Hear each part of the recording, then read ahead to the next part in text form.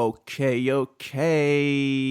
DGP 134, Season 4. Back behind the mic, it's Steven and KP recording on a Saturday, August 22. Howdy, KP. Knocking off the cobwebs here. Man, it has been a while since we recorded. Hell of a summer.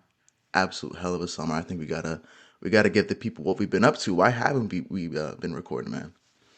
Dude, recording was hard, man, during the summer. Obviously, we had some aspirations, but listeners know, it's just when the vibes are right. We sit behind a mic. I kind of forgot how to do it, to be honest with you. Do we just sit here with the mic and just rant for like about an hour on this beat? Is that how this goes?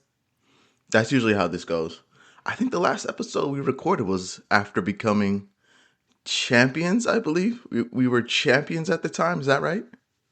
Did some season reflections. Yeah, champions. I think it was after the Champions League game, actually, Oh, which oh.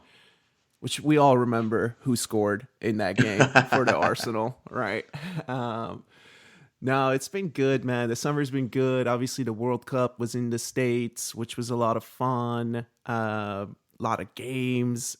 It helped the time pass a lot during the summer. It was kind of a weird World Cup, though, to be honest with you. There wasn't like any breakout stars in it like you're kind of used to, but Spain won it. That was cool. Argentina tried to rob it. Didn't work out. That was cool. It was a I was not hyped for the World Cup, I'll be honest with you. I was not hyped at all. It surprised me. I thought it was a great World Cup overall. I thought it was actually pretty damn good. But you're right, there were no young stars that came out of it.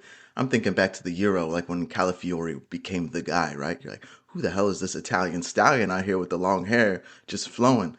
I can't think of a player from this World Cup that basically got himself a transfer. Didn't really happen like that. Well, there was going to be Vinny. He was going to try to Ooh, secure a don't do transfer. it. Don't do it to me, man. No, it was a good World Cup. I agree with you. Going into it, I wasn't super hyped about it either. But then once the games started to kick on, they were pretty fun. My biggest issue with this World Cup was some of the rules changes that they had implemented. The one that really kind of bothered me was that the VAR could interfere and tell the referee that he had made the wrong call for a corner, but then they couldn't interfere and tell him that like, oh, you missed a corner call. Like that was so strange to me that they were canceling a lot of these corners, but then they weren't actually giving them. I'm glad that some of those aren't coming back. I think they took some of the rules as far as like the time wasting, substitutions, you got to get off quicker. Fair enough. Glad that they didn't take some of them back, especially the hydration breaks when the games are indoors and they're not hot. Excellent that they didn't bring those back. Hey, I think shout out to Zubamendi, shout out to Mikel Marino for winning the World Cup. Fair enough. Our boys here in the States, they put up a did they put up a decent fight? Who cares? Doesn't really matter. Shout out Mexico. That Mexico England game, that was probably my favorite game of the tournament. Mexico all out at Azteca. I think that's the game for me that I'll remember from this World Cup. Yeah, and I guess the one team that I would give a shout out to is Japan. Japan has a special place in my heart, and I just felt like they performed super well, man, for their level.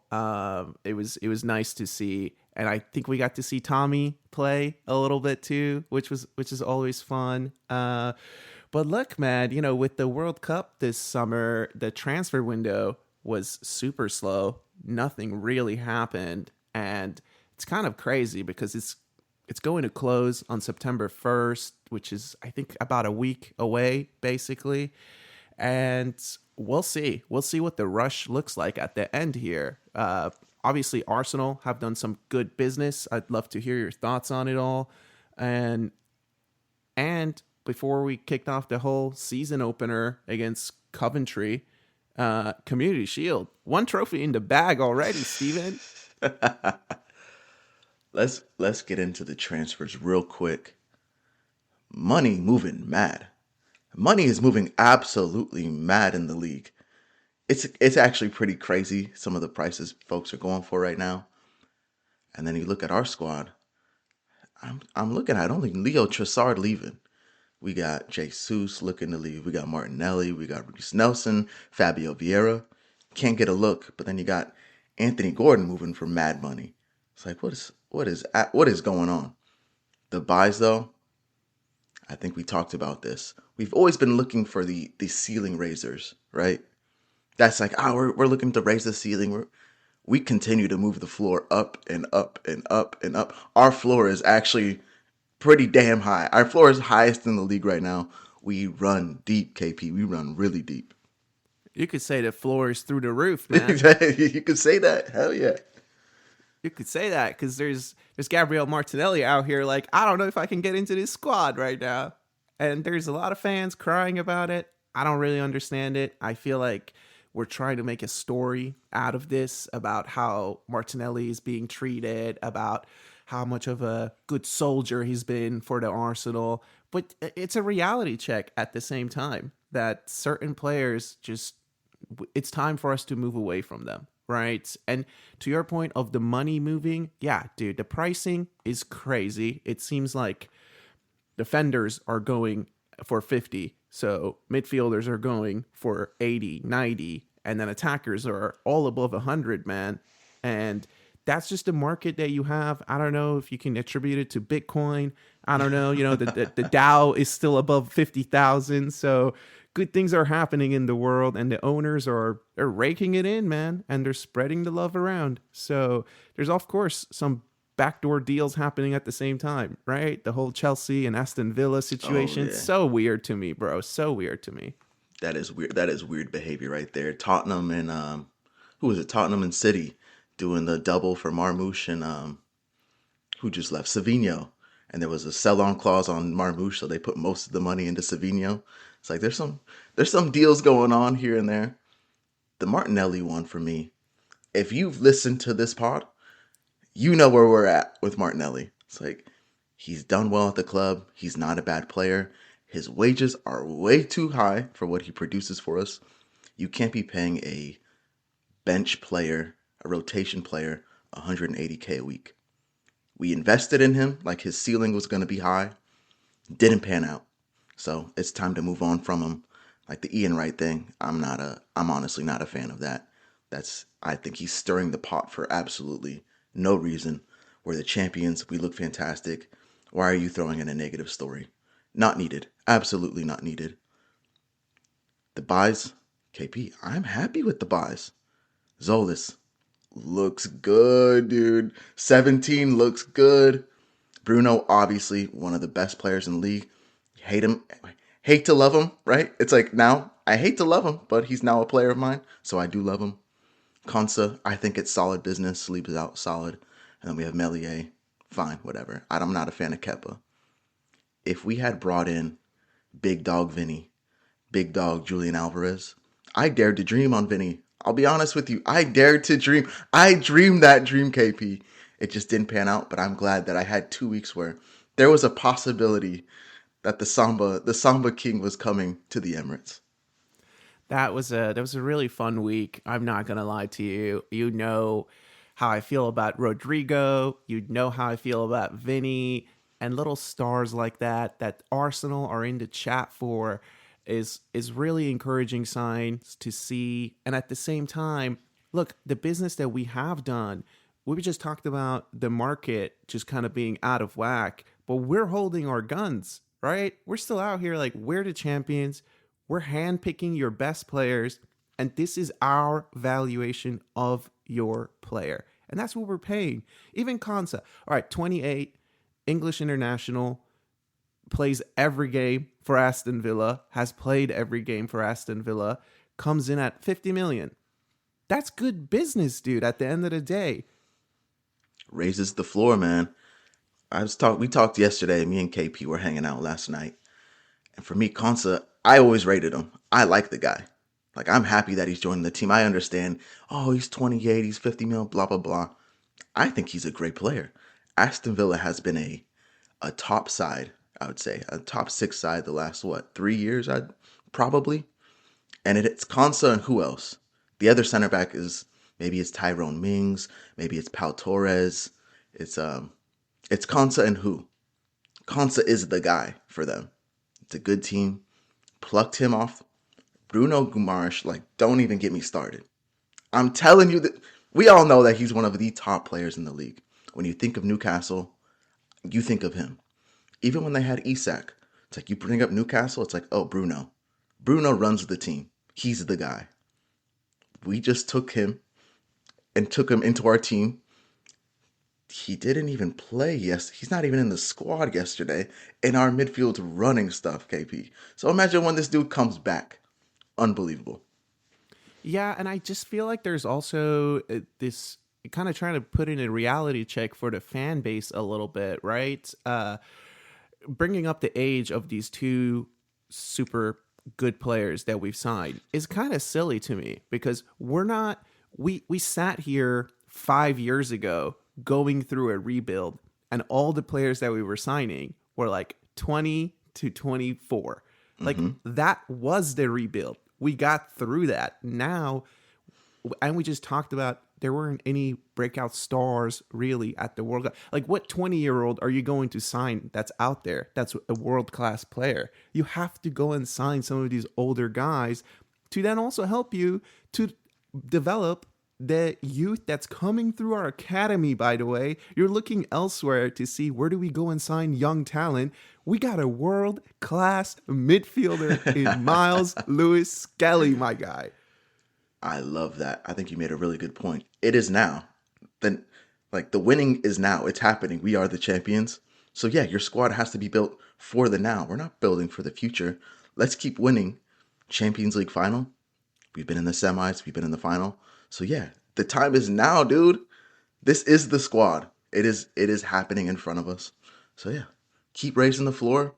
Maybe I'm hoping for a ceiling raiser. I don't know if it happens in January. Maybe next summer. We're built for it. I'm surprised maybe that there aren't people gunning for us. Like the Julian Alvarez is like, I don't know about Arsenal, blah, blah, blah. Vinny, we almost convinced Vinny. I think that's true. I honestly think he was prepared to move to us if Real Madrid weren't going to meet his demands. So I think it's happening. I think we're very, very close to pulling one of the big dogs, world-class attacking players here soon. Yeah, and look, 17, we'll talk more about him when we start chatting about the season opener and the Community Shield. But that's also good business, man. 24 years old. We obviously lost Trossard, a Belgian. We went to the Belgian league, signed one of their players. Good enough for me, man. He looks good. And I think Melier, too, for a third goalkeeper that we just picked up for free. That's good business, dude. I do really want to see in the next week the outgoing business. That I think what Berta is going to be really judged on this season. How can you clean up this book a little bit? How can you move some players on? And look, just to really put a bow tie on the Martinelli chatter, going back to trying to have a realistic conversation with the fan base. Was he our best left winger last season? I don't think so. Was he our best left winger the season before? I don't think. We just lost our best left winger. And we brought in a guy who looks like him, but a little bit faster, a little bit younger. And he's already snatched his chain, bro. That says a lot too. This guy comes in and he's got the shirt. It's his. And if we learned anything from the season opener, we're going to see some Eze on the left wing this season. So I'm okay even if we don't sign our left winger because I think with just 17 and 10, we should be all right. I agree with you all there. January comes around if it's needed, great. But Martinelli's, he's like you're saying, I think he's third string right now on the left wing. If that, third string. I don't know who else. Maybe, obviously, Madueke can play on the left. Martinelli's just not. He's just not the guy. Play the tapes. Go back to last season. I guarantee you pick a game where Martinelli played and you play an episode, we talk about Martinelli and just not living up to the hype. He's not the guy. Trossard, I think, played an amazing season last season. It's telltale. Trossard playing all of the games. Goals, assists. Martinelli, 1 goal in the league. Sure, he scored a lot in the Champions League, but it's against the pick of the litter, the lower teams in the Champions League. It's written, bro. It's written. Again, he gets paid way too much. He gets paid way too much for what he's producing for us. That's the part that I don't really understand. Is how is there no one coming in for this player? How this is a 60 million player in this market easily. Easily. Easily. Steven, he's not a bad player. Does he miss some half chances? Does he let us down where it's a really important pass and he needs to make it and it's maybe a little too long? Sure, he's not perfect, but that is a 60 million player. And that's the part that I don't really understand. Why can't Arsenal sell anyone? Does it come down to the contracts that these players on? Does it come down to people just kind of hate us? So they don't want to pay us the money that players are worth, and they want to see us suffer. They want to just keep them on our books, so we have to pay them. Yeah, I don't want to keep harping on it, but I think it's all wages. Jesus, he could. Jesus is a player that could go somewhere, experienced. He's won leagues. He could absolutely go to somebody's club and make a difference. I think he makes a ton of money, dude.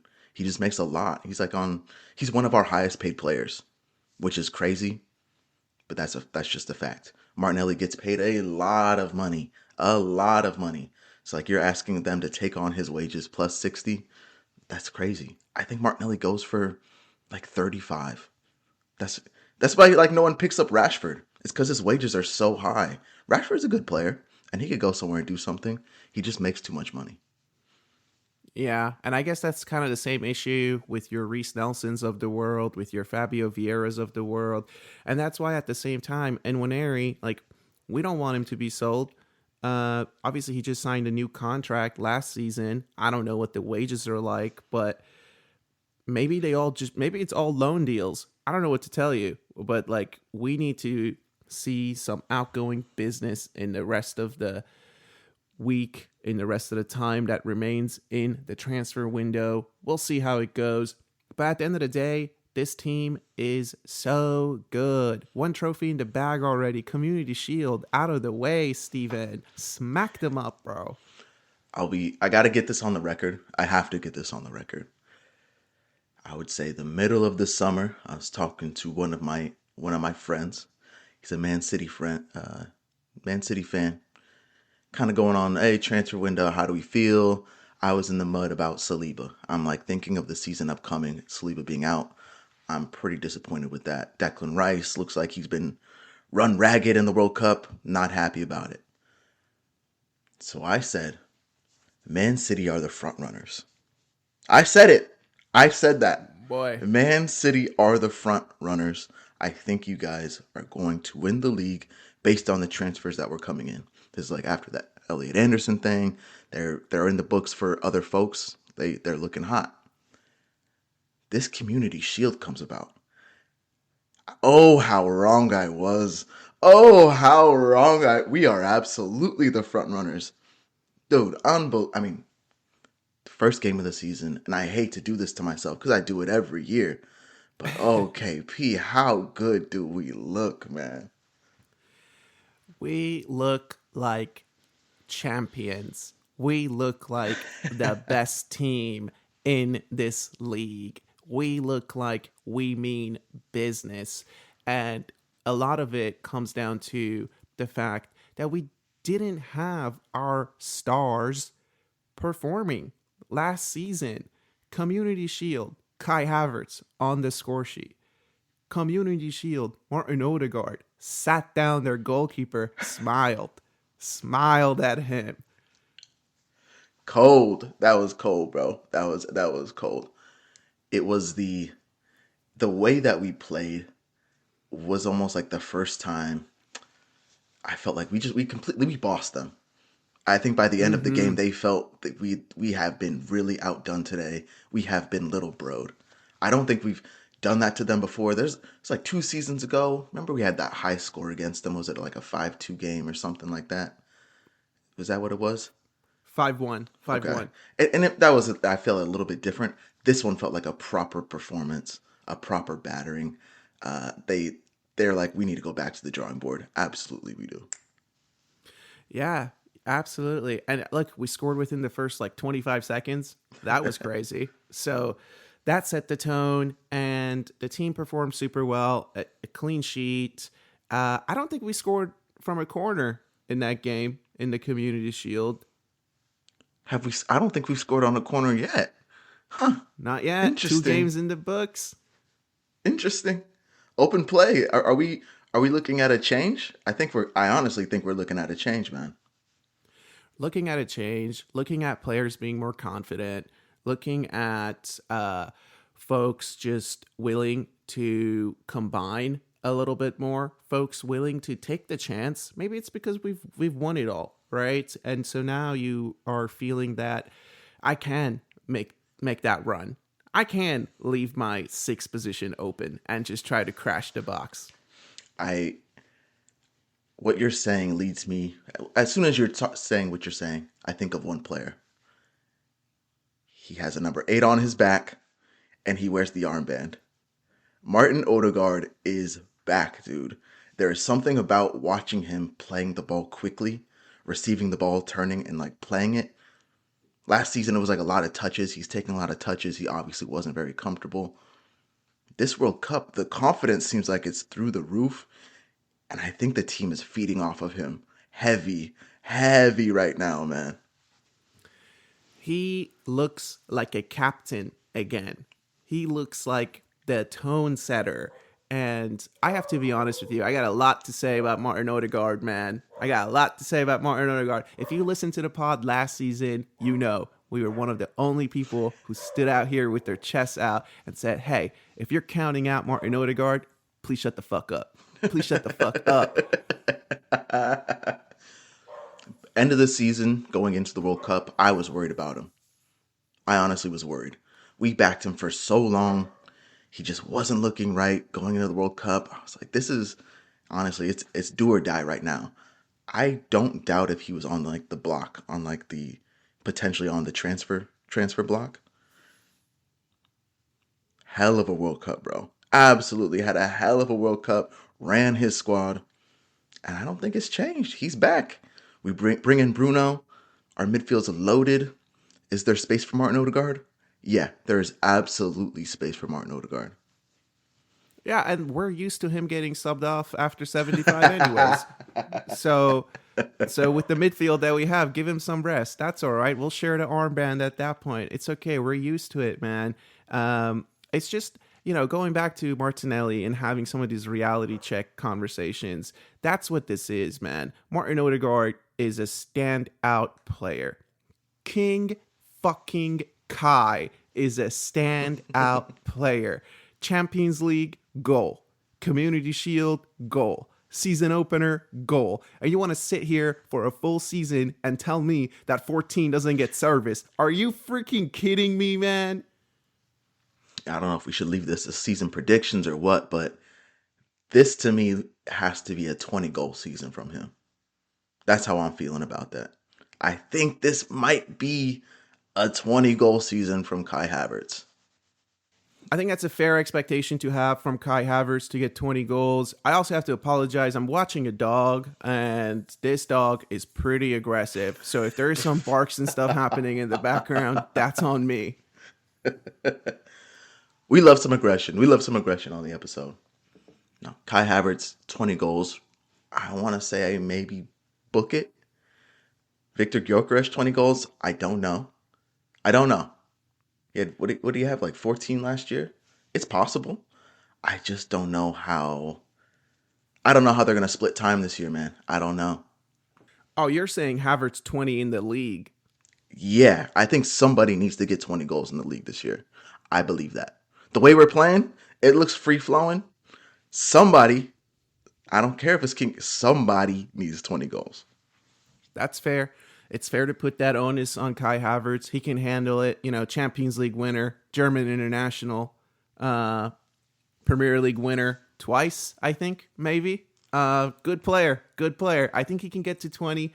Absolutely. I'm with you. I'm backing that. Splitting time, it seems a little crazy, man. It seems a little crazy. Should we just fully get into the league opener, what we saw, what we liked? Because, I felt like The mood was pretty high. I looked at the starting sheet, and then I just looked at the bench, Steven, and I thought, it's done. I don't even need to really watch this game. It's done. It's done.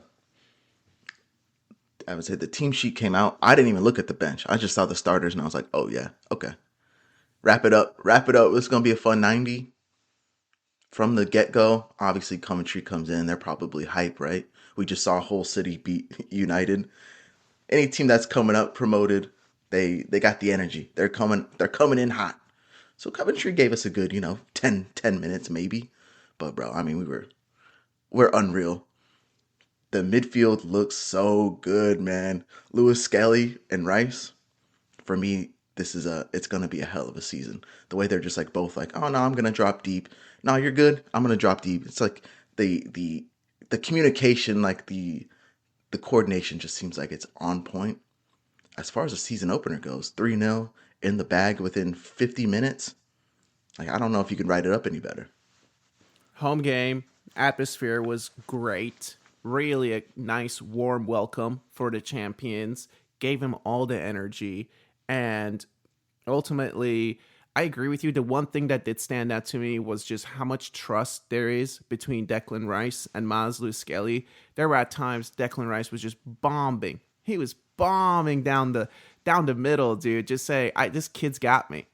We're gonna be all right. Lewis Skelly looks like a hell of a player. It was, what is it, 2 weeks ago? We're talking about him getting looks from like United. Nah. I think Arteta after yesterday shut it down. After the Community Shield, after this game, it's like, nah, he's gonna be a player for us this year. He's here to stay. He's 8. I watched him play at the Bernabeu at 18 years old. Are you kidding me? I saw him boss a Champions League final. I don't want to say boss, but he tried his best. But at the same time, season opener, he's earned the shirt. He's earned his place too. He saw the rumors too, and he said, I don't want to leave. I like it here, sir." Lewis Skelly, get him in my midfield. The fact that Bruno's coming in, bro, is that a type of player, like the archetype that he can look to be? I kind of think that's the player. He's not going to be Declan Rice. I don't think anybody can be Declan Rice like that. Lewis Skelly's also not like a Odegaard type player. I think Bruno's probably the closest one to him. Of everybody that we have right now, got the aggression, got the little turns, the little feints, the progressive passing. That's when you're talking about getting a 28-year-old player that can actually look after some. I think that's the perfect signing. Lewis Skelly. Look at this dude. Look at the Brazilian. That's who you can be. I think that's what he should be aiming to be is someone like Bruno. 100%. I hope Bruno's a good teacher. It sounds like he's going to be out for a while anyways. So hopefully he's standing on the sidelines and giving some instructions to the young man. And long may it continue. Long may it continue. The only thing with the way that the midfield has shaped up, and this was like the craziest thing about the season opener for me, Steven, is we used to have a closer called Rob Holding. We used to have a closer called Mohamed El Neni.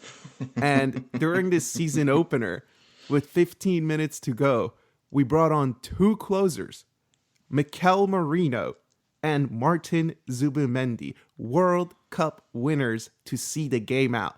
That was crazy. We run deep, man. We run so deep right now. If you're a fan of another team watching that game, it's almost like you got to feel kind of disappointed. Like, wow, these guys are good, man. Piero and Capier coming off the bench to fill in for Ricky Calafiori. Woo! The worst sub we made was Noni Madueke, who was playing at the World Cup, also for England, right? We run deep. Those 2 dudes coming in. Mikel Merino almost scoring late. He had that outside the box shot. We run deep, man. I'm interested to see the Zubimendi role this year. Mikel Merino, I think we know his role. He's just, the Swiss Army knife, can play anywhere. But Zubimendi came in last year starting at the 6 for a long time until the wheels fell off. We kind of overplayed him. This year, I think his role is going to change. He's now going to become a squad type player. I'm interested to see what he does. Look, they're only squad type players in the league, though. Like, there's a lot of different competitions that Yeah. these guys will be starting as our floor, which is pretty insane, to be honest with you. So I don't want to get ahead of myself. There's a lot of trophies to win. We can get to the predictions at the end of the pod. But so far, so good, which leads me to say, Solis, welcome to Arsenal Football Club, young man. Ooh. Number 17. Number 17 making me not miss number 19 that much. It, it's Oof. it fills my heart to see number 17 out there. If you listen to the pod, you know Leo Trossard was my guy. He was my guy. I held him as my number one for a long time. We talk about the puzzle board. He was the puzzle piece. He made us flow. This dude, Solis, looks like he is the puzzle piece as well. I mean, assist. I'll say both goals. Was the first two goals were straight from him. Well, he won the ball back for one of them and passed it to Richie That Calafiori, the first goal was who off of played him, it in. right? He got the hockey Yeah. assist on the first one. Yeah. Second one, he got the true assist. He looks big. I'm surprised how he looks like a big dude. He's got the tall, big Stocky. frame. Yeah, he's got a big Yeah. frame, kind of tall. He's got the quick feet. He's going forward. He gets the ball. He's like, I'm going forward. Can play off the left and the right foot. Bro, I'm actually ecstatic at the signing. I'm surprised nobody else was in for this dude. I'm super excited. I've been so impressed. He had the best preseason out of everyone, which was really nice to see. That was the one thing that you were watching for in preseason. Community Shield, I think he had an assist. He showed out. Season opener, it did stand out to me that he was winning headers. He did win a few headers, which totally was a surprise to me. That I was not expecting that from him. And fast, a little faster than you expect him to be, but also fast on the ball. His Yeah. decision making seems to be really quick, right? He's comfortable getting the ball in tight spaces, releasing it quickly in tight spaces. There was one moment I remember he had like a little bit of a bad touch. The ball got away from him, but he wasn't afraid to like run through their player and just keep the ball for us, which was really great to see. And at the end of the day, Steven, I think we got a shooter. He's not afraid to let it rip, man. I think this dude is a shooter, 100%. If he gets a side at goal, he's gonna let it rip. The one concern I think you always have when we get a winger, the way Mikel likes to play, it's like, are they gonna do the work back? Is he gonna pull them because they're not doing the work back? This guy seems like he fits in right away. He won a few balls coming back, won a few headers in our own box, like you're talking Yes. about. So let's check the box. Excellent. But going forward, the the thing that was I think we liked about Leo was he's willing to like play a pass that's a little dangerous. There's a risk of losing it, but if it gets through, we're on goal. Or you're taking a shot. He seems like he has that. He has the I don't care. I'm playing the ball. I have a chance here. He's swinging it in. He played a lot of dangerous balls, man. I think when I'm talking about King Kai getting 20 goals, we know what the guy on the right can do. We know number 7. We know he's going to get some assists. I think this dude's assist numbers are going to be high, man. Let's get some attention on the left. Absolutely, dude. And I feel like this was only a season opener, so he's kind of setting people up. He was going a lot to his right and taking that shot, but he seems very comfortable with his left. The one moment that stood out to me was when he like chopped a few players, kept cutting it back and forth, but then it was like a little clip cross. Havertz almost got his head on it, but it was just such a perfectly weighted clip cross that got me excited, Steven.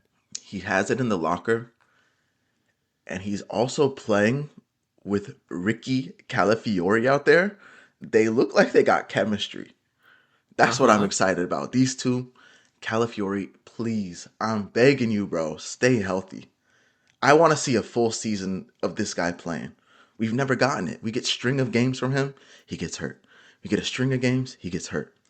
If he can stay healthy, he might have a huge season. I think so. Richie is going to be so crucial. Anyone who has him in their fantasy team is probably pretty excited. And yeah, as long as he's fit, he won't be getting rotated out of those squads for a while. One player I got to give a shout out to from the season opener. I know there's a lot of attention on Konsa being signed. There's a lot of talk about William Saliba. But at the end of the day, we've talked about the sharp elbows. We've talked about the skinny rock that we have at center back, who, by the way, going back to last transfer window, a bargain for Arsenal Football Club. Christian Mosquera had a great game. I love that. He caught somebody late. They were trying to run past him, and he turned and caught him with the elbow. I was like, ooh, that's a sharp elbow to the forehead there. Solid, bro. What is he? He's now 22. He's grown up. He's now 22 years old. Solid, bro. Absolutely solid. Again, you get Konsa in. I think it's an upgrade. It's raising the floor on us. But Mosquera playing in the Champions League final, he made the one mistake against arguably PSG's best player on the day, right? I rate the guy. We're talking about being more comfortable with who we're bringing in. He's an upgrade. I was very nervous when I was talking about during the summer. I was very nervous about having Saliba out. Still not the best, right? It's not the best situation for us. Saliba's goated. We know that. But seeing Mosquera out there playing the way he is, it does make you feel a little bit better. No doubt. How bad do you think it is with Saliba? Oof. Obviously, we don't have a lot of information, but what's your gut telling you about us seeing this guy play this season? I think it's heritage. This is Arsenal heritage. Bruno missing the first game of the season hurt. I want to say Saliba is going to be on toast, man. I'm not looking for him to come back. I'm going to target like February. If he's not back by February, that's when I'm going to get a little bit worried. I don't think he's going to play at all this whole season. That's where I'm at with it. I just feel, look, he gave his all for us to win that Premier League. He wanted to win the Champions League. He did. I think he wanted to win the World Cup too. Yeah. And France did not look good without him. They did not look good without him. So he will be missed. I just have a bad feeling about it. The back, the spine, big guy. So March, maybe for the run-in, he comes into the squad, but that's me being optimistic. Yeah. That's why I'm targeting. So if he's not back by February, that's when I'm starting to get worried. Like, oh, this is bad. It's bad. If he's not back by February, I don't know if he comes back at all. I actually saw some stuff about De Ligt from United. He had a back injury, and this was in the Amarin era, I guess. He got the back injury. He hasn't been seen since. So, I mean, we're probably coming up close to a year with him. Back injury. Yeah, I'm a little nervous about it. Were you watching the game when Saliba went down in the World Cup game where he sat down and he was like, yeah, it's gone. My back's done, bro. He tried his best. I'm sure he's getting shots. Yeah, I felt bad for him. Definitely. And I mean, every game they were saying at the World Cup that he's not training with the team. Yeah. He just rolls up for game time. So who knows what kind of shots are being put into his body that's probably aggravated the injury to be even worse than it needed to be. And it's a little nerve-wracking, but hey, we still have our Brazilian at the back. We still have the vocal captain, call him. League opener, top of the league. Who is your man of the match, and maybe your personal man of the match from yesterday? Personal man of the match, I would say Benjamin White. Ooh, you're old one to watch. Tell me about Ben. Last season's one to watch. He's back. He's looking good. He's looking fit. I just hope we figure something out because I don't even know when Timber's going to come back. But I was excited, when was even the last time that we really saw a fit triangle of Ben White, Saka, Odegaard? And it was firing, Steven. The overlaps, the little inverted pass. He got an assist on the day, I think. And it was just good to see him. He was cracking up when Odegaard scored. The shit house was back. So my man of the match, 100%. What about you? Very good to see Benny Blanco back. I thought he looks better. Like the way he's moving, like he looks so much better. So I'm happy for him. My man of the match, it's my personal one, is just Lewis Skelly. I'm just so impressed with him and how he plays. He is like the knife for me. Like he's the guy to cut through the team. Rice, we know his ability. He's more of an engine type player, the horse, if you will. But man, Lewis Skelly seems to be the guy that can really carve up a team. He creates chances. So I was really impressed with him. Yeah, the forward pass, he's got a signature pass now, Yes, right? he does. Which is really impressive to see. And I guess, I told you at the end of the last season that I'm getting greedy. I really am. I'm starting to get greedy, Steven. And if I could have just one note to the manager from the season opener, going back to the trends that have been established for many years now. I saw Coventry make the first sub in that game at the 60th minute, and it bothered me, Steven. It bothered me. I love it. I love it. Champions, a 3-0 win in the opener. Notes to the fucking manager. Get the boys off the field, dog. 3-0 in 50 minutes. Get the dogs off the field. We got Zubamendi. We got Mikel Merino. We got Madueke on the bench. Get them on. Let me see the baby. Max Diamond, let me put a baby out there. Screw it, man. Come on. I'm with you. I'm texting KP during the game. It's like, where are the subs, bro? Where are the subs? I mean, he waited till 75th minute. Hey, he's still a young manager. Still a young manager. Did he actually wait until the 70th minute to make a sub? Let's fact check that. Oh, let's fact check that. I think that's when Zubamendi and Mikel Merino came on. Yeah, 68th. No, you're right. You're right. That's too late for me, Steven. Yeah, that's too same. late for me. 3-0 home opener, Coventry. It's 3-0 after the 50th minute. And we still got Declan Rice on the pitch. That's too late for me, man. I don't know. That's just how I feel about it. That's just how I feel about it, Mikel. Take it or leave it. Up to you. You seem to be leaving it. That's all right. But one day we're going to be the first team to make a sub in a game. And I'm so excited for that day. I'm with you 100% in a 3-0 game.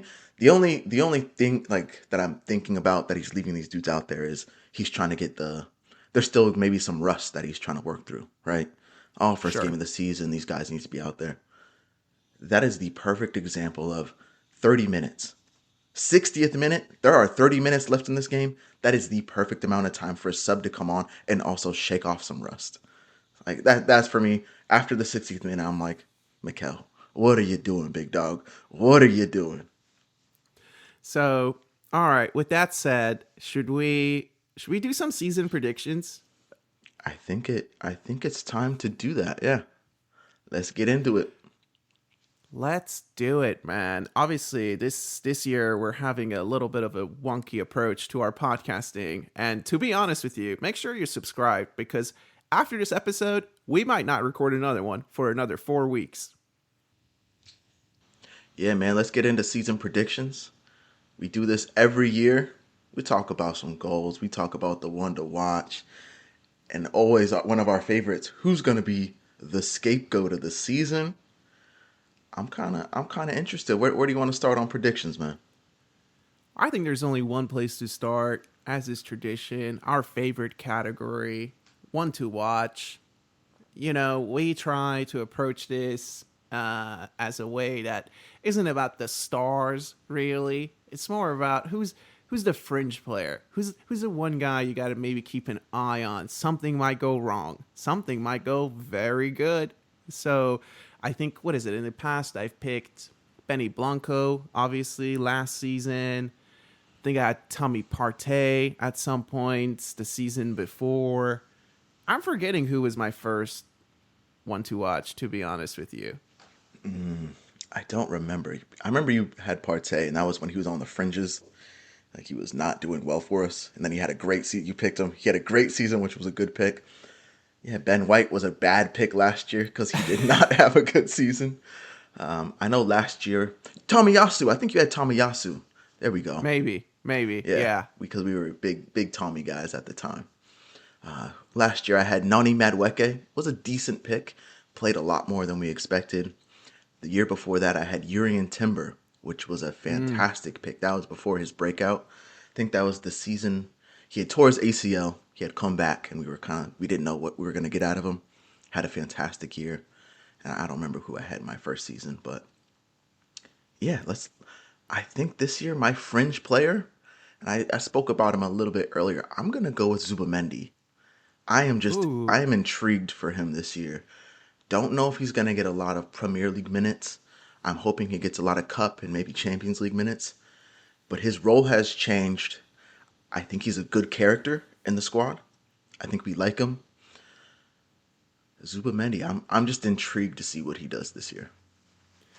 Yeah, one to watch is hard this This season. season, yeah. They're saying a fringe player is kind of like disrespectful to some of these guys that we're going to be talking about, right? I'm I was between two players. I was. Part of me really wants to pick Big Gabby as one to watch because of the Saliba situation and how important he's going to be for our season. He already got one yellow, so I'm counting the yellows to see how much they add up to, if he's going to get suspended or not. But he's the one that I was really thinking about, but I'm kind of tired of picking defenders and center defensive midfielders. So I'm going with Eberiche Eze as my Ooh, one to watch. that's a really, really good pick. What do you think you're gonna get out of him this season? I'm picking him as one to watch because I want to see how often he plays on the left wing. I want to see him more and more on the left wing.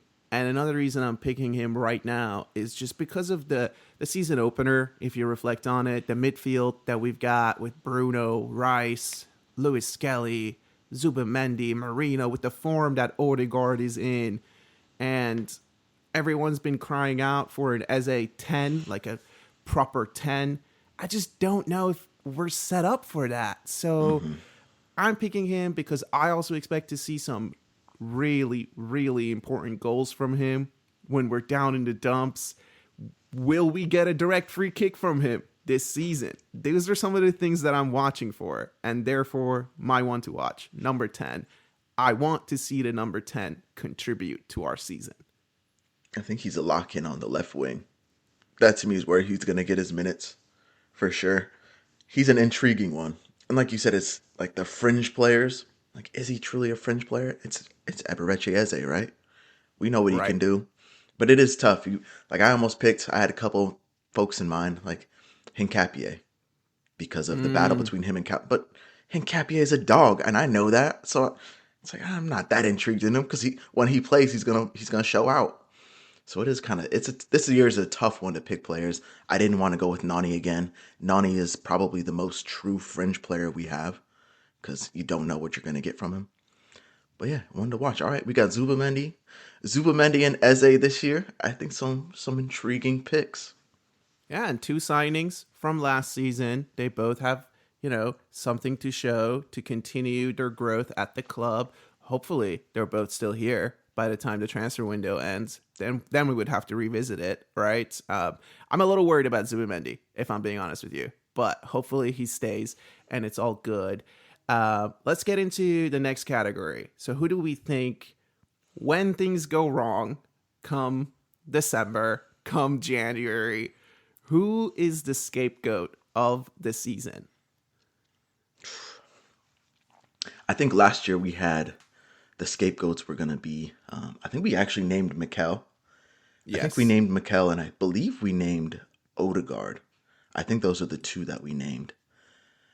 Ooh, I'm gonna name one, and I don't feel good about this. But if things don't go right, I think there is one center back that will be in question because his partner is not there. Big Gabby. Ooh. I'm gonna go Big Gabby. That makes me sad to say, and I don't think it's gonna happen. Let the record show I don't think that's the truth. But if things don't go right and we're leaking goals, I think there's one person that's going to be looked at.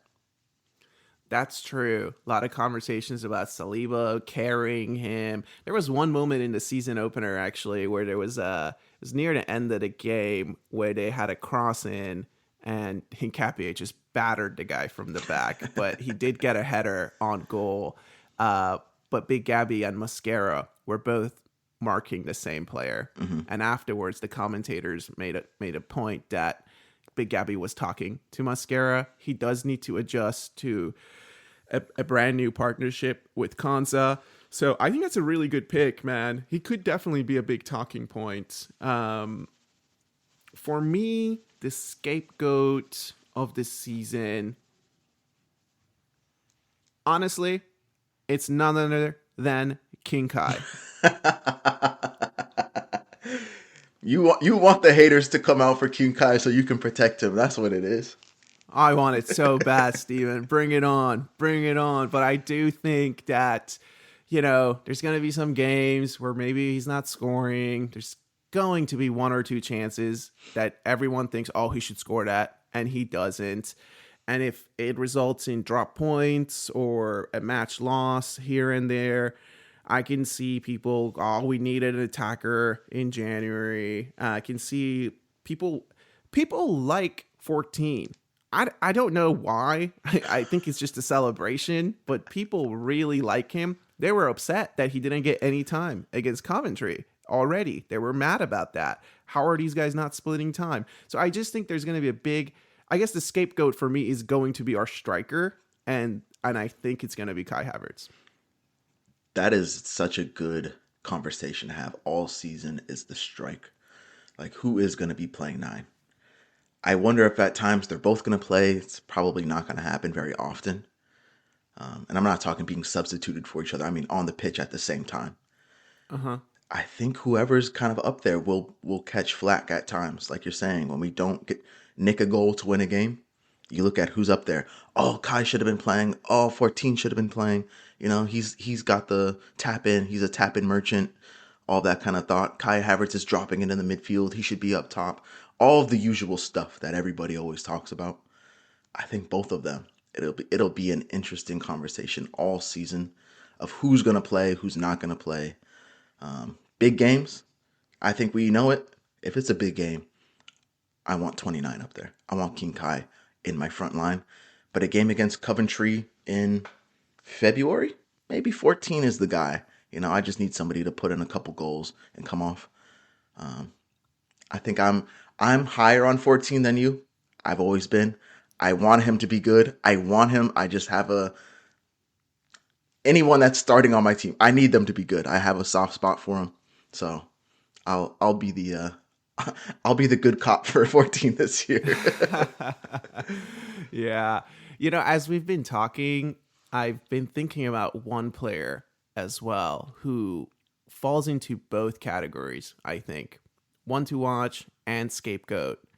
And I don't know what we need to come up with to have a label for it, but I really think this is a very, very important season for Bukayo Saka.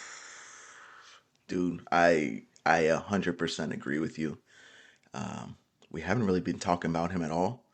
Who are we going to get? I don't know who we're going to get. Based on the Community Shield in yesterday's performance, I still don't know.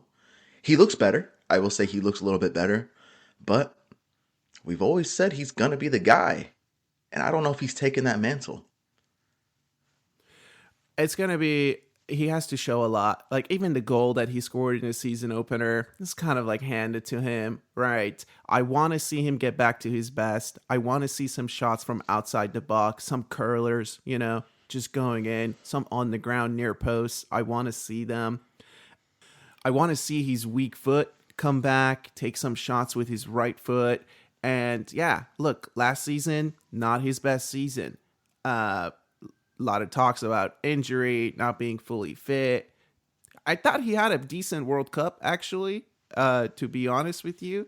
Really showed out in that France game, in that participation trophy. Had the hat trick. So hopefully with the additions that we've had with the other talent that's around him, he shows out this season. That's a player that I'm expecting 10-10 from. Maybe that'll be our joint one to watch. We have to talk about Saka. I was worried, and this goes back to me thinking I'm just being worried about the season and the status of our players. Not starting during the World Cup. Didn't start a game in the World Cup until the third place game, which is weird. I don't know, Tuchel, like what's going on with that. So he's not 100%. You know, is he going to be 100% this year? Is he healthy? First things first, love the hair. Looks like an adult now. Looks like an adult. Shout out to whoever his barber is. Did the damn thing. This is going to be a huge season for him, man. I really believe so. All right, next category.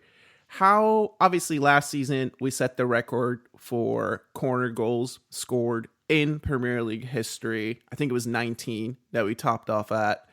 Across competition, I imagine we were pretty close to 30. I don't have the stats in front of me, but let's just focus on the league. In the league, how many corner goals do you think we will score? And also, have you noticed how often we're playing short corners? Yeah, yesterday. I'm going to go under 19. Absolutely, we're not going to score as many. That's because the open play goals are going to be flying in this year. I'm going to go over 10 though. Let's kind of go in the middle. I'll probably go I'm going to go 15. We're going to get 15 this year. Yeah, I think 10 or 11 sounds right to me. Okay. I don't see us getting as high. Just with the with the rules that were happening at the World Cup, I don't know how much we're going to be under a microscope for what we do. Maybe that's why we're going short a lot. We'll see. Keepers are going to have a lot more protection, I think, this season. And so I'll say 10 or 11 kind of for the corners, man. Obviously, 2 seasons ago, going into our next category, we get to see Declan Rice rip a couple from the spot, from the dead spot of a free kick. And last season, I think we had a goose egg as far as direct free kicks go. We wanted to see 3. We wanted to see more than 3. Yeah. What do you think about this season? Will we see any direct free kicks that we score? I'm going to go with the big fat 0 again. That's right. I remember last year we talked about it. We were hype. The Real Madrid, those 2 free kicks. Like, there's no way we don't score one. Of course we're scoring at least 1. I think, 3 was probably the number we picked. Nah, I'm going back to 0. It's just not our thing. I feel like we don't even get the fouls in the right places to score them. And when we do, we haven't had one in so long that whoever steps up to take it really wants to score it, and it just goes over. Every time. Over. Yeah, the corners, we have that aura, right? We have that aura built up. I think the free kicks, I just don't feel the same way at all. When someone steps up, I'm just not feeling it. It's okay, whatever. All right, well, this next one, you know how I feel about this next one. I have been wanting, wishing, hoping, praying one day we can score 100 goals. And coming into this season, we've reduced the number. Can we get to 90 goals? 90. So last season we had 71. Is that right? Yeah, sounds right. 71 goals. I am expecting over that. Absolutely, we're scoring more. I'm gonna inject the hopium here and go with an over. Over 90. I'm gonna do it. I just based on these last 2 games, bro. I just got a feeling. I think we're gonna be a little bit more free flowing this year. I think the goals will be slamming into the net. The net will be moving. Yes, over 90. I like it. Over 80, I feel good about. 38 games. Facts. Low, two and a half goals. Facts. I feel really good about that. With the defense situation that we have, we might find ourselves losing a couple of games here and there. So we got to score goals. And 90, fuck it, let's get to 100. I think we're going to get to 100. 100's a stretch. 100's a stretch. I think dropping it to 90 is fair. 71 last year. I'm just thinking of all of those games that we just barely got through. We were nicking a goal. A lot of one So nils. many 1-0s. A So lot of many one 1-0s. nils. So Community Shield, we pop in 3. Yesterday we get 3. I don't know. It feels different, KP. There's something just feels different. I like it. I like it. All right. I think last season we were really clean. I don't think we had a single red card. I don't know if we had any suspensions due to, accumulation or a double yellow. Do you think we will have any suspensions this season? Yes, I absolutely do. I think if I was to set a line, it's going to be 1.5. I'm going to go with I'm going to go with I want to say we're going to get 2 this year. I don't know why. Maybe it's the Bruno G thing. I don't know. But I, I think 2 is the number. I was about to say Bruno is getting 1 for sure. In an Arsenal shirt, Yeah, he's welcome getting to 1 the Arsenal. for sure. I'm gonna say 1 as well. Over 1, 100%. Under 3 though. Under Yeah, 3. yeah, yeah, yeah. 100%. All right. Well, we're near the end here, man. Let's talk trophies. What are we expecting from the Arsenal? Last season, we talked about the Champions League being the measuring stick. We really wanted to win the league. How are we going to measure success this season for the Arsenal? I think we have to win something. We have to win something. It's specifically the league, I think, is probably our. We want to win the Champions League. I think that's what our eyes are set on. But that's a tough one. That's really just kind of a gamble at a certain point, right? Who do you end up playing in the knockouts? The league. I think the league is the one that I want again. I want to go back to back. Looking at the rest of the league, what I thought Man City was going to be, I don't know if they're strong enough right now. Again, second half of the season's a whole different ballgame. Teams are going to figure out stuff and be running. The one team set up for success now is us. So I think we kind of be front runners. I think that's going to happen. We're going to be front runners through Christmas. So let's go league, Champions League semi. I'm going to say semi. I'm happy with that. I would love to win one of the cups. One of the domestic cups. I Yeah. would love to win one of them. I'll be honest with you. It's been a while, man. It's been a while since we won a domestic cup. I would love to win one. I'm with you. I think if I were to put down a prediction that I feel comfortable with, a domestic double is in the cards. 100%. Whatever happens in Champions League, semi is a good one. I think if we make it to the semifinals, I'm with you. You've done the hard part. At that point, it's kind of a toss up. Let's just see how it goes. But I think, actually, I was thinking about how is Mikel motivating this team right now? What is he telling them? And on the back of my mind, all I could think was, can you win the league without losing a game? That's mental. Go invincible? Can you do that? Are you built like that? Is that the motivation for you? But there's only one team that's done it, and you're looking at it. And if you want to be really a part of them, go for a repeat. But also, can you go invincible? I don't think that's in the cards. For me, the motivation is you guys have won it. That's like the only thing you've won is the league. That's all you guys have done. Okay. What's in your trophy cabinet?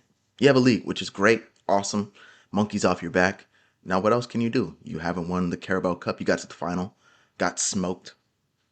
FA Cup, haven't won the final since Obama blood clot young, right? And then Champions League, of course, club's never done it before. You got to a final, you almost had your fingers on it, and you didn't quite come out with it. So I think there's still quite a bit of motivation they have. That's fair. That is fair. There's 2 community shields in that cabinet. There's 1 FA Cup, 1 league. Yeah, there's a lot more trophies to win. And we're signing 28-year-olds to help us do that. Yeah. So buckle up. Buckle up, ladies and gentlemen. There's a lot to say, I believe, about getting a taste of it. Like, you've gotten a taste of it now. It's like, I think you you get addicted, right? That dopamine hit, like you're getting addicted to it now. It's like I need that, I want it, I need it. The Community Shield, I think, gets you a little hit, right? They probably, as a player, it gets you a little hit, especially you playing City. So yeah, I think there is that motivation factor. Bruno G wanting to win things, win big trophies, big trophies. Consa, big trophy. There's players like Odegaard, maybe not feeling like I did my part last year. I was involved, sure, and my trophy, I got to lift it, but was I really the guy? When you look back at the highlights, am I involved a ton? Maybe not. Maybe there's like that motivation factor too. You know, they released these photos of when Kansa had signed, like they had done some photo shoots with him. And there's one of him pointing to that gold lion, bro. It's killing me, dude. You didn't earn that. Unless did we beat Villa? Did you let in some goals for us? Maybe. Part of the crew, part of the ship, man. Let's do it. Let's go and get some trophies. I believe, I really do. And I guess before we wrap up, just general league predictions. Top 4, bottom 3. What are you thinking? So let's obviously I'm gonna say we're winning. The other 3, I don't know. This league is very open this year. It's gonna be very interesting. I'm surprised United got the 2-0 loss today. I have a weird feeling about Chelsea. Oh yeah. Chelsea for me is the team that I'm gonna be having an eye on. Let's go top in no particular order, but top 4: Arsenal, Chelsea. I'm gonna go City. I think they figure it out because they always do. That 4th team. I hate to go with like a. Oh, man, I might go Liverpool. I'm always a Liverpool believer. I might go Liverpool as my 4. Yeah, I share all of that you just said, except for I really think, or maybe it's just me hoping, I want City to finish like 5th or 6th. So that's kind of my out of the box prediction that City will not finish in the top 4. I just think they've lost too many important people, and whatever. Mascara's gonna try some stuff, but I'm not a believer. I'm just not. I don't see the aura. Yes, they'll get goals with Holland, but I don't think they'll finish in the top 4. And here's my crazy take, Steven. I think Tottenham are going to get into the top 4. No way. They've had a huge summer. They've been spending. Ooh, boy, they've been spending. They've been spending. De Zerbi, he's a Zerbi. wildcat. He might be there for 6 months. Maybe they'll bring in a closer. Maybe I'm setting them up so we can make fun of them throughout the season. But something's telling me Chelsea, Liverpool, Tottenham make up the 3. Okay.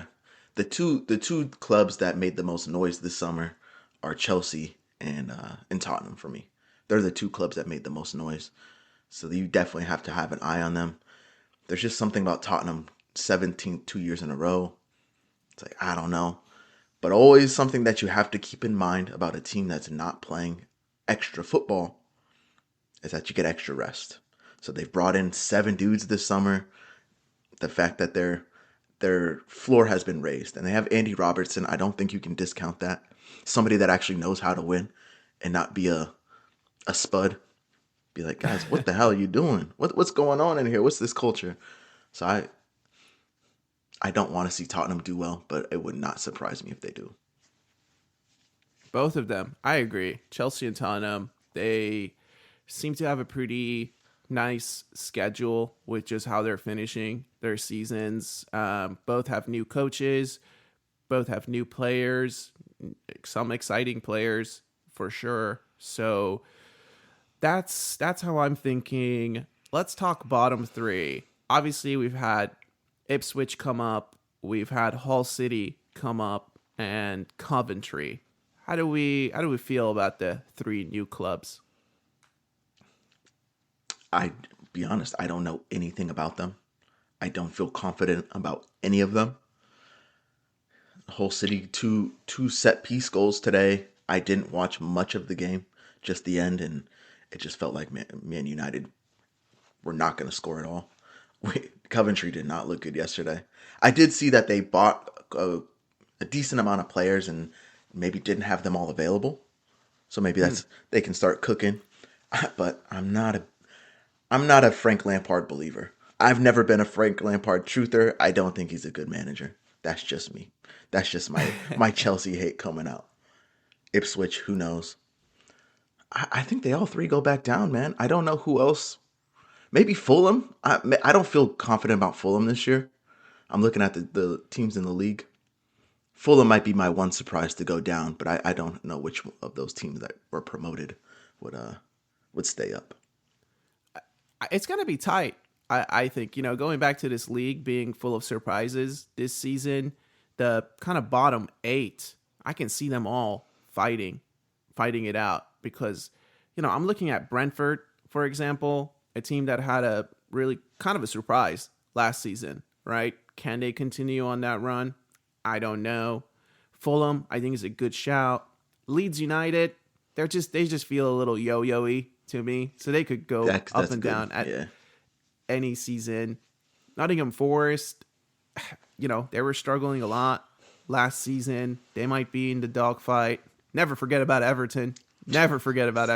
So we'll see. I kind of share a sentiment that all three. I would say Coventry and Ipswich go down for sure. After watching the way Hull City performed at home, nice stadium, good city, good footballing town. So maybe Hull City can surprise us, but I'm not sure. I'll go all three go back down as well. I'm with you. They do have a proper football stadium, Hull City. Like watching that, yeah, they do have a proper football stadium. The one surprise, and I'm surprised I didn't think about this. You know who might be going down? The 115 might hit this season, KP. Nah, I'm just playing. I'm just messing. Yeah, the verdict Point deduction. It's still cooking. They're still drafting the results. So, all right, man. This was fun. Good to be back behind the mic. Anything else you want to get on the pod? Let's go with this is the one prediction I think we should probably hit. Who's going to be the player of the season? Who do you think's going to be player of the season for Arsenal? For Arsenal, I think I know who your pick is going to be, but who's going to be the dog this season? Going to get player of the season. So we had Declan Rice, I think, won it last year. Fair enough. Deserved it. Who do you think is going to be mine? You said you have a good idea. He wears a 29. He wears the crown. He's German. Yep. You nailed that one. I really do believe he could easily be our player of the season. Going back to your point of 20 goals, 20 plus goals. And the scapegoat conversations, him being out for a long time. Dude, we just look so good with him, Steven. It's like some of the touches, just dropping deep, moving the ball around. Maybe he won't get player of the season because people are just people and, he'll go unnoticed. Maybe he'll get injured. I don't know. For me, if he has a good standout year, I can totally see him being our player of the season. Where do you stand? The captain. I think it's time for the captain to rise, man. I think this is the comeback season, bro. I think this might be the comeback season. He shook whatever illness, injury, woe that he had. I think he shook it the way he looks right now. As long as he can stay on his feet, I do believe he might be the player of the season. That's pretty good. If he can get up to double digits on goals like he used to, or even if he does a 6-6, I'm okay with it. I'm all right with it. But to be the player of the season, he's going to have to really show out. So let's see how he does. I guess to close out, I just want to thank everyone for listening. As always, make sure you're subscribed because like I said, we drop episodes pretty randomly. And get ready for the coldest outro music in the game to drop pretty soon here. Enjoy your week. Enjoy the games. Arsenal don't play until, 10 more days or something like that. And hopefully we'll see you on the other side. Be easy,